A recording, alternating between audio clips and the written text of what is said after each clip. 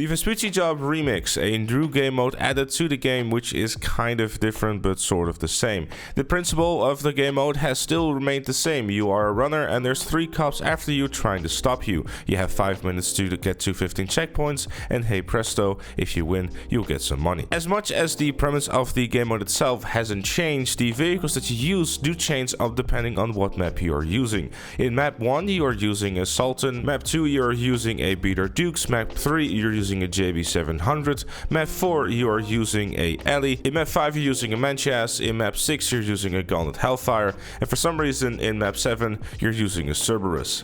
More on that particular map later. Overall, I am happy with the changes that they have done to the game mode. It makes it a whole lot more interesting to drive something that is not an Issy Classic and struggles to accelerate away from a location based on the amount of wheel spin that the Issy Classic will do if it tries to get away from a sticky situation. Overall, the vehicles are much more enjoyable to drive, though there are some issues I have with them with how much they have been limited in terms of top speed and acceleration. Sure, something like a Sultan having the normal top speed will most likely just outrun the cops at all times, so I'm happy that they did some sort of balancing to it. Having said this, when it comes to the Beater Dukes map, which is the second one, it does get a little bit annoying when your Beater Dukes is already not that fast because it doesn't have any upgrades, having then also a limited amount of acceleration and top speed on a track that has mostly off-roading does become a little bit too annoying. However, it does of course add a challenge, and I don't see it as a major deal, just something that perhaps could have been a little less harsh in terms of the nerfing of the acceleration and the top speed of the car, considering the fact that it's already a muscle car trying to accelerate on off-road roads. The third map is something that many would argue is unbalanced. I've made a separate video on it yesterday to kind of show my initial reaction and what the experience most likely is going to be like for you with, you know, the appropriate music in the background. But the short version in the actual opinion that I have about the map is that while on paper it looks like it's the most unbalanced thing of all time, it kind of can be nothing further from the truth. I'd argue that this map is probably more gated towards the runner than it is towards the attackers. The reason I'm saying this is because while the hunter on paper looks like it's something really threatening, you don't have any lock-on missiles and the only thing you have is the barrage rockets. So unless you're someone who knows what they're doing with the hunter, the runner is most likely just going to be totally fine. In the rounds that we played on the map, every single runner was able to make it through all 15 checkpoints, myself included. The trick really is to not always drive in a straight line and try to make a few maneuvers here and there. I think most people would just go straight for all the checkpoints, which is most likely not really the clever thing to do, especially in this.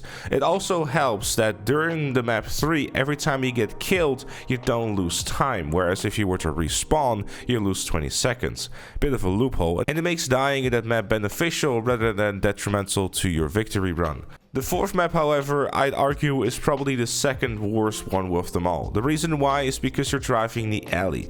The alley is something that is not very pleasant to drive, especially when they nerf the acceleration and top speed of the car, on top of the fact that it also has advanced handling flags, and the map itself is a little bit cluttered and the roads are a little bit messy, and also the fact that there is an ever so slight exploit where as the runner you could drive into the water, spawn somewhere completely different and barely lose any time. A little bit of an oversight, a little bit of an issue, yeah. The fifth map, however, for the runner is most likely going to be a sure shot victory, considering the fact you have to go around the wind farm with a bike and then helicopters are chasing you, and the chances of helicopters crashing into those windmills is obviously quite high. It's quite a thrill to do this one, and arguably it's one of my favorites based on the fact that you can just cruise around and race your nuts off while you're driving in a Manchas being shot up by hunters. It is quite a thrill, and it definitely raises up them dopamine levels that we so desire as actual gamers. I would argue though that the attackers team will probably have the most difficult time inside of this map based on the fact that the Manchas is incredibly small as well as very fast too. So for that reason, hitting the target is going to be particularly difficult, especially if you have to also keep in mind that there's windmills coming your way. And on top of the fact that if you were to fall off your bike, you can just spawn in a different location and barely lose any time.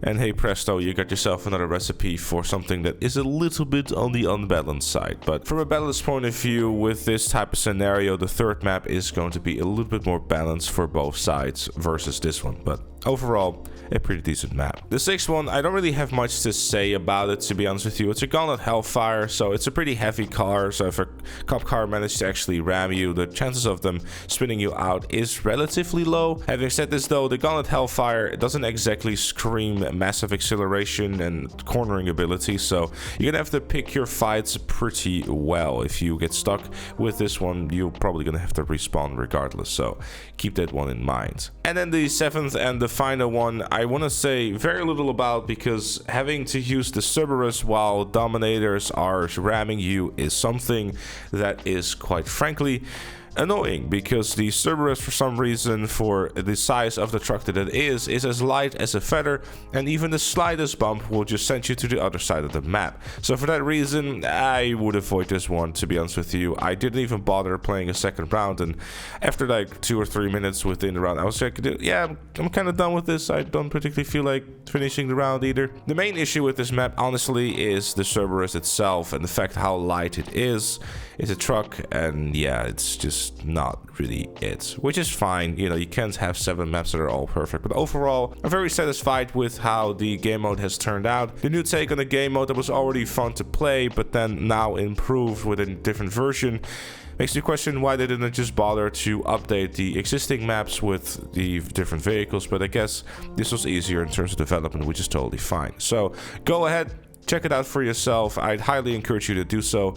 In terms of a money making point of view, obviously it's not good, but this is really one of those game modes that you play to have a bit of fun. Especially if you have 3 other friends you can play it with, it will definitely be a good amount of fun. But with all that said and all that done, that was it for this one. Thank you so very much for watching. Let me know all your thoughts about the game modes in the comments down below.